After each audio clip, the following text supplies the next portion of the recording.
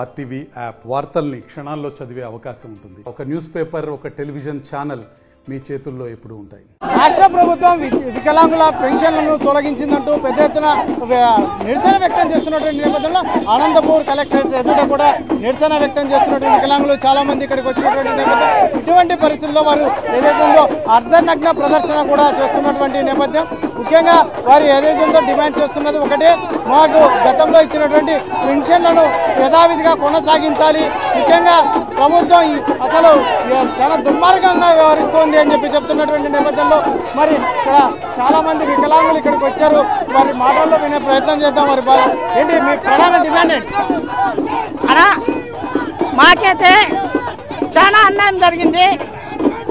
గతంలో వికలాంగులకు 6,000 రూపాయలు ఇస్తామని చెప్పేసి అధికారంలోకి వచ్చినటువంటి కూటమి ప్రభుత్వం ఈరోజు రీవెరిఫికేషన్ అనే పేరుతో అర్హులైనటువంటి వికలాంగులందరినీ కూడా మోసం చేసిందని చెప్పేసి మేము మీడియా ముఖంగా వాపోతున్నాం.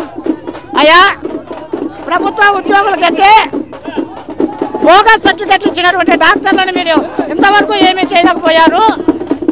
కేవలం అర్హత ఉన్నటువంటి వికలాంగులు మాత్రమే మీరు ఈరోజు అర్హత అనర్హులుగా ప్రకటించి వారికి ఏ విధంగా మీరు పెన్షన్ తీసేస్తారని చెప్పేసి పోబోతున్నాం. అందరికీ జై భీమ్. ఈ రోజు రాష్ట్ర వ్యాప్తంగా వికలాంగుల పరిస్థితి చాలా దారుణంగా తయారైంది. ఈ రోజు రాష్ట్ర వ్యాప్తంగా ఉన్నటువంటి నిజమైన వికలాంగులు ఈ కూటమి ప్రభుత్వము నటించి వారు ఆత్మహత్యలు చేసుకునే విధంగా ఈ కూటమి ప్రభుత్వం ప్రవర్తిస్తుంది. శ్రీ నారా చంద్రబాబు నాయుడు గారు ఇప్పటికైనా స్పందించి ఈ మీరు చేస్తున్నటువంటి మోసాలు, మీరు చేస్తున్నటువంటి దోపిడీలు అరికట్టి ఇక్కడ ఉన్నటువంటి నిజమైన వికలాంగులకి లబ్ధి కూర్చేంత వరకు ఇక్కడ మేము నిరసన కార్యక్రమాలు చేపడతామని చెప్పి తెలియజేస్తున్నాం. ఇక్కడ ఏదైతే ఉందో వికలాంగులు చూడొచ్చు, ఇక్కడ చాలా పెద్ద ఎత్తున నిరసన కార్యక్రమాలు చేస్తున్నటువంటి నేపథ్యంలో మరి ఇక్కడ ఏదైతుందో కలెక్టర్ కార్యాలయం ఎదుట ఈ నిరసన కార్యక్రమాలు చేస్తున్నటువంటి ఏంటి మీ ప్రధాన డిమాండ్ ఏంటి? పింఛన్లు యథావిధంగా కొనసాగాల, రీసబ్లే నిలబెట్టించాలా అని చెప్పి మాకు డిమాండ్స్. ఈ ప్రభుత్వాలు ఎట్లా చేస్తే జనాలు కానీ మా మీద దౌర్జన్యంగా దొంగలకి ఎట్లా విడిచిపెట్టే కానీ రౌడీల మాదిగా మమ్మల్ని కానీ కొట్టాల్సి వస్తుంది. ప్రభుత్వాలు ఇట్లే మాకు చేస్తాయి. మాకు ఆదుకోవాల్సింది మేము మీడియా ద్వారా మిమ్మల్ని. గతంలో పింఛన్లు కొనసాగుతారు ఎట్లా ఉండేటివి, ఎట్లా 6,000 పింఛను, 15,000 పింఛను శాతానికి పట్టి, కానీ శాతంగానే తగ్గించేసినారు, పింఛన్లు కానీ తగ్గించేసినారు. కానీ మనకి యథావిధిగా పింఛన్లు సాగాలని చెప్పి మేము మా డిమాండ్స్ పింఛన్ల గురించే. అదే పింఛన్లు మా డిమాండ్స్ ఉండేవి. మా కలెక్టర్ గారికి మేము చెప్పుకుండేకి వచ్చాము, మాకు కొనసాగాలించాలి పింఛన్లు ఇట్లే అని. థ్యాంక్స్. మొత్తం మీద మాత్రం ఇక్కడ వికలాంగుల పెన్షన్లు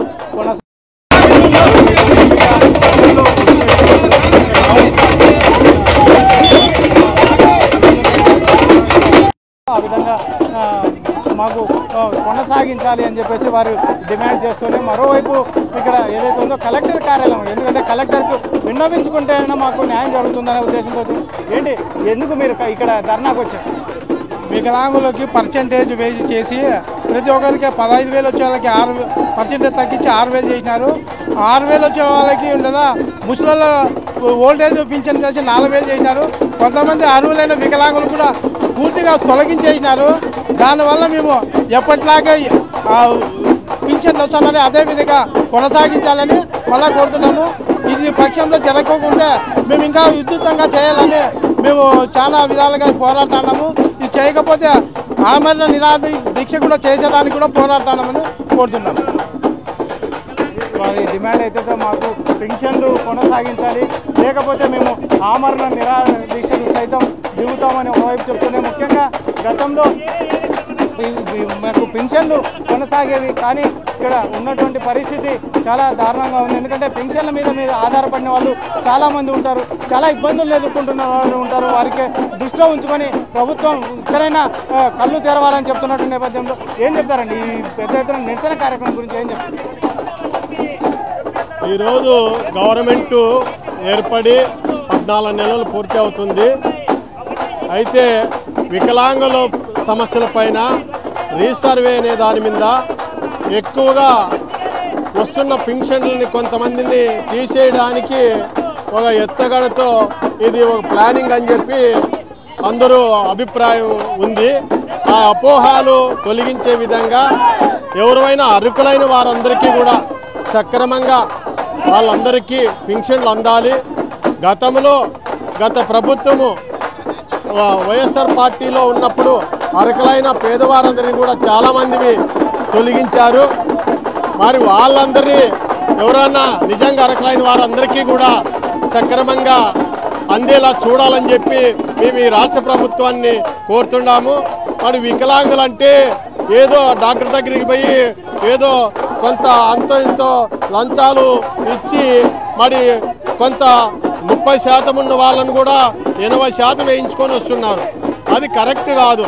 అయితే ఎక్కడైతే నష్టపోతున్నారో ఎక్కడైతే వికలాంగులు పూర్తిగా రాలేదో వాళ్ళందరిపైన దృష్టి పెట్టి సక్రమంగా ఈ పింఛన్లు మంజూరు చేయాలని చెప్పి మరి ఈ రాష్ట్ర ప్రభుత్వానికి మేము ఈ సమావేశం ద్వారా తెలియజేస్తున్నాము. నా పేరు Sriramulu. All India Bahujan Samaj party పూర్తిగా ఈ సమస్య పైన మద్దతు ప్రకటిస్తున్నాము.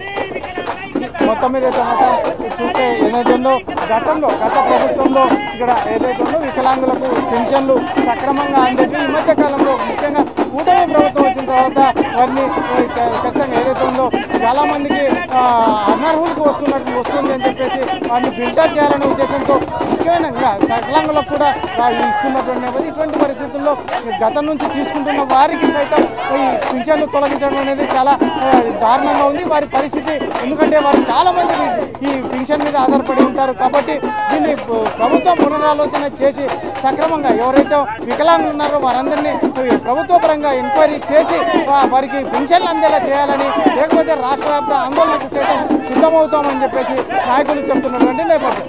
Camera person Sudhakar, Challakanedu, RTV Anantapuram. మరిన్ని వీడియోస్ కోసం ఛానల్ ని సబ్స్క్రైబ్ చేయండి. లేటెస్ట్ అప్డేట్స్ కోసం వాట్సాప్ ఛానల్ ని ఫాలో అవ్వండి. ఆ లింక్ డిస్క్రిప్షన్ లో ఉంది.